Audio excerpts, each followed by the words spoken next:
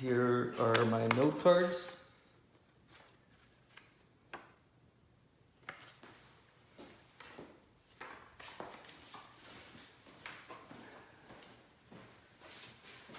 And here's my audience. You can face the cameras. Okay. Hi, my name is Gonzalez. I will be speaking to you about 7 steps to washing your car properly. Do you think that you are damaging the finish of your paint on your car when you wash your car? Well, I can tell you right now that you are, and you don't even know it. When you wash your car improperly, you can create fine scratches on the paint itself called swirl marks. In order to minimize these swirl marks, you need to follow these steps to washing your car properly, and you will be able to save yourself time and money, and save the finish of your paint.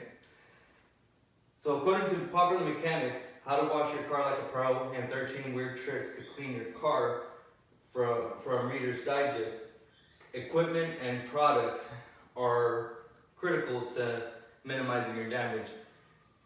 Using the correct equipment, the correct location, using the correct soap for your vehicle, even down to using the correct microfiber towels to drying your vehicle and washing your vehicle, and actually also using a 2-bucket method. Even drying your vehicle, you're able to create swirl marks, and if you use the correct towels, you will not have this issue. So let's get down to the first part, which is location. Location is one of the most critical steps, because whenever you wash your car, you want to make sure that the water, the soap does not dry as soon as you put it on the car. So the car being under a covered space or in the shade or in your garage is like the best location for your car when you're washing it. This will avoid the water drying up and actually etching the paint with all the minerals, that when it dries up, it starts etching the clear coat, and it will go down to your paint if you're not careful. So once you have your location, the second step is using a proper source of water. So you can use a water hose, but the best thing to use is actually a pressure washer with a foam cannon. What this does, it actually knocks off any dirt or any impurities that are on the paint. It knocks it off before you actually go to start washing it. So this is one of the best things that you could get, is a pressure washer with a foam cannon. Next thing is actually using the correct soap. So you can't just go into your kitchen and grab some Dawn dish soap and use it, because you're actually taking off any wax and sealant that you actually have on your car from previous washes. So you need to make sure that you have the right pH balance type of soap, and you got to make sure that it doesn't strip any wax or sealants or anything like that. So in order to do this, to wash your car properly, you should use a 2-bucket method.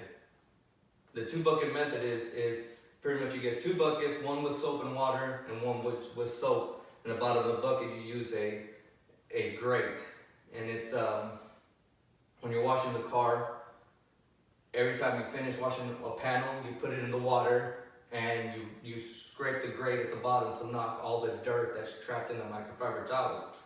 Then you put it in the other bucket that has the soap, and you start on another panel, and you rinse and repeat until you're finished the car. And what this is doing is that you're actually knocking off any dirt that has been absorbed by the microfiber towel, and you're actually putting it in one of the buckets. So you're actually avoiding from scratching your car, because that's where exactly you get these swirl marks, is by just washing the panel with a dirty wash mat. Next thing is drying. You have to be able to dry your car properly, because if you don't, the microfiber towels that you use when you dry the car can actually damage your paint as well. So instead of wiping the car, you could actually blot the car to dry it. This will minimize the amount of swirl marks that you create. The final step is clay barring and waxing. What a clay bar does is it removes any other impurities that are attached to the paint itself. Very small impurities that would end up damaging your clear coat on your paint. So you clay bar the whole vehicle.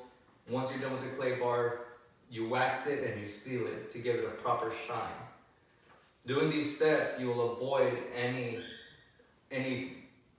scratches or any swirl marks, and you will actually help yourself in the long run to protect your paint, to protect your clear coat, and you won't have to pay for a new paint job later on down the road.